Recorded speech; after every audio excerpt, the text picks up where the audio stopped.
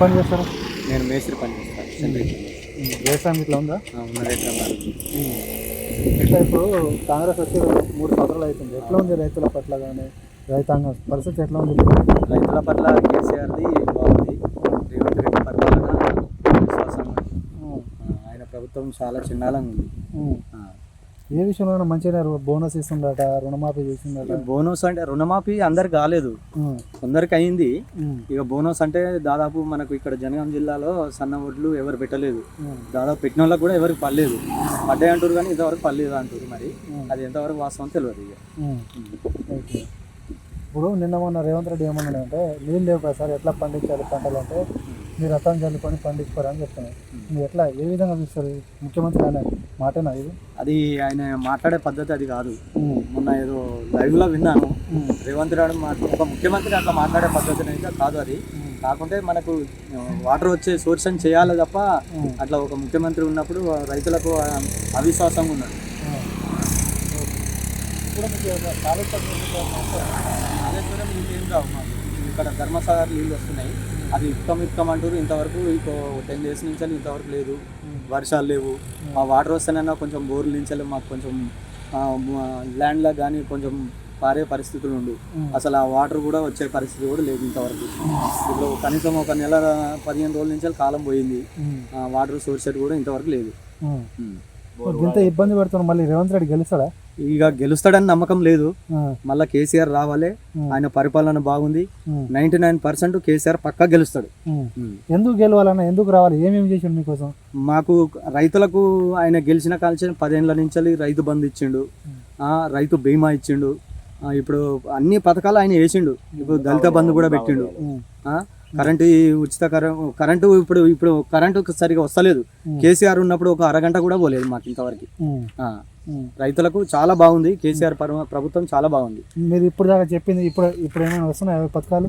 ఇప్పుడు పథకాలు అయితే ఏం లేవు. రైతు బంధు అది మొన్న ఏదో వేసిండు తప్ప ఇంతవరకు రైతుల ఇప్పుడు కనీసం ఆయన 2 ఏళ్ళన్నరలో ఒక 2 సార్లు 3 సార్లు వేసిండు. అంతవరకు మిక్కిలి ఇంతవరకు ఏది లేదు.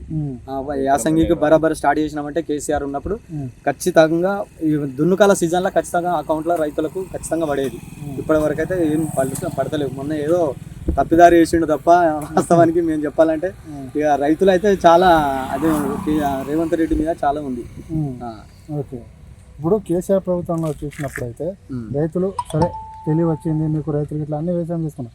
ఇప్పుడు ఎట్లా ఉంది? యూరియా బస్తా దొరకట్లేదు, ధాన్యం కొనట్లేదు. మీరు మంచి పాయింట్ అడిగారు. కానీ యూరియా బస్తా నాకు ఉన్నదే ఎకరన్నర కోసం నేను పొద్దున పోయినండి, 7 గంటలకు పోయినా. అది మాకు ఇచ్చేది ఒక 2 బస్తాలు ఇచ్చిండు. దానికోసం అతను ఇంకొకరిని తీసుకొని పోయినా. ఆయనకు 100 రూపాయలు ఖర్చు పెట్టిన.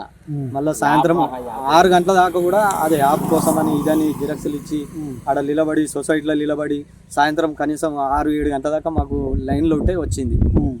ఇదొకటి యూరియా బస్తా కూడా చాలా అది అయిపోయింది. ఇప్పుడు కూడా 1800 ఏమో అంటుండు.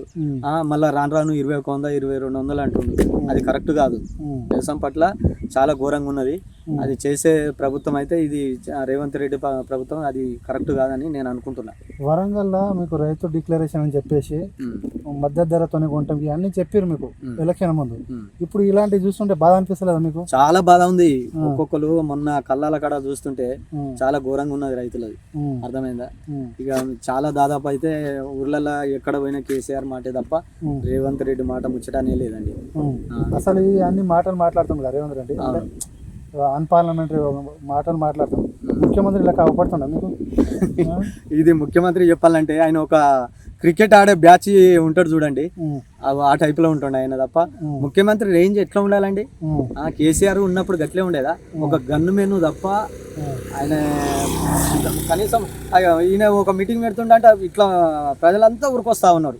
కేసీఆర్ ఉన్నప్పుడు ఒక గన్ మెన్ ఉండాలంటే కనీసం ఒక ఎమ్మెల్యే దగ్గర కూడా సరిగా అతని దగ్గర కూడా రాకపోయేది.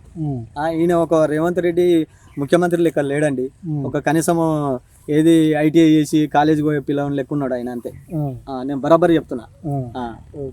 మీ ఎమ్మెల్యే ఎవరు ఇక్కడ? మాకు పల్లరాజు రెడ్డి. ఎట్లా ఉంది ఆయన పనితీరు?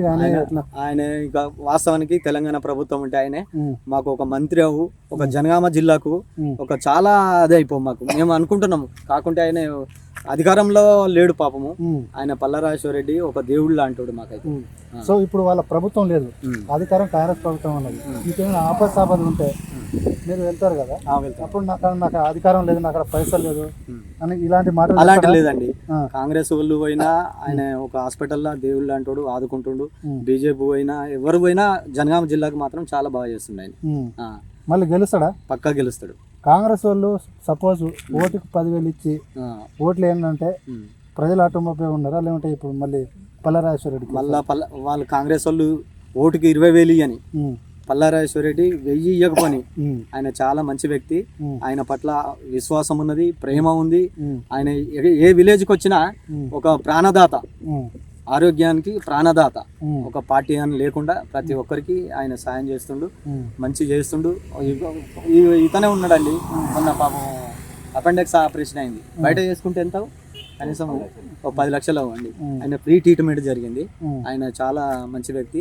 మేము మాకు ఎమ్మెల్యే మళ్ళా ఖచ్చితంగా ఆయన గెలుస్తాడు. మేము ఆయన పట్టుదల ఉండి మేము గెలిపించినామండి మా జనగామకు. మేము కూడా ఒక మా భార్య వార్డు మెంబరు, బీఆర్ఎస్ వార్డు మెంబరే. నేను ఇంత ముందు కూడా నేను ఒక వార్డు మెంబరే. మా బీఆర్ఎస్ పార్టీ ఖచ్చితంగా ఆయన గెలుస్తాడు. మీరు బీఆర్ఎస్ పార్టీ మళ్ళీ గెలుస్తారని చెప్తారు.